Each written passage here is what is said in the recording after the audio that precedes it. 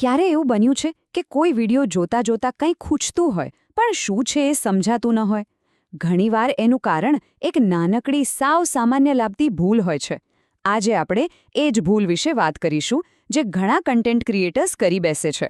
તો સવાલ એ છે કે એવી કઈ એક ભૂલ છે જે વિડિયોની આખી ફીલને એની ગુણવત્તાને નીચે પાડી દે છે. આજનું આપણું આખું વિશ્લેષણ આ જ સવાલની આસપાસ છે. અને સાચું કહું તો જવાબ જાણીને કદાચ નવાઈ લાગશે. અને એ ભૂલ છે ફોન્ટ્સ. હા, બરાબર સાંભળ્યું, ફોન્ટ્સ. કદાચ એવું લાગે કે આટલી નાની વાતથી શું ફરક પડે, પણ વિડીયોમાં કયા અક્ષરોનો ઉપયોગ થાય છે ને એનાથી જમીન આસમાનનો ફરક પડી શકે છે. તો ચાલો આ ફોન્ટ્સની વાતને થોડી ડિટેલમાં સમજીએ.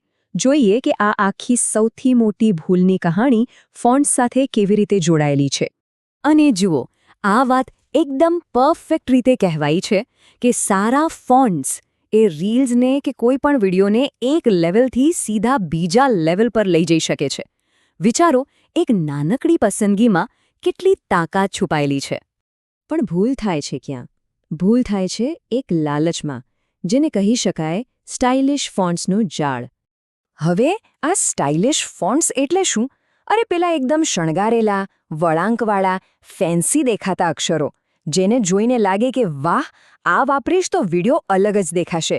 પણ મોટાભાગના કિસ્સામાં પરિણામ ધાર્યા કરતાં સાવ ઉલટું જ આવે છે. અને પરિણામ આવે છે ક્રીપી વાઇબ્સ.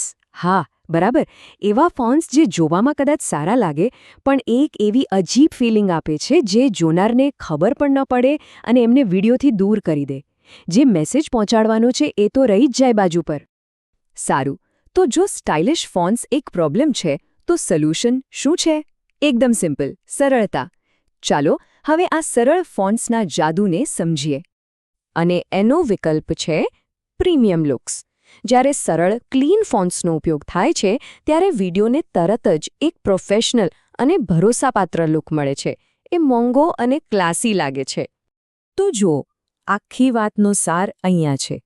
એક બાજુ છે સ્ટાઇલિશ ફોન્ટ્સ, જેનું પરિણામ છે ક્રીપી વાઇબ્સ, અને બીજી બાજુ છે સિમ્પલ ફોન્ટ્સ, જેનું પરિણામ છે પ્રીમિયમ લુક્સ.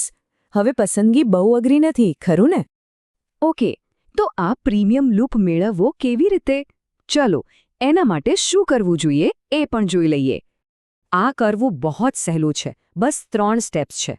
પહેલું, કોઈ સિમ્પલ ક્લીન ફોન્ટ પકડો. બીજું, એ ચેક કરી લો કે એ બરાબર વંચાય છે કે નહીં, ખાસ કરીને મોબાઈલની નાની સ્ક્રીન પર.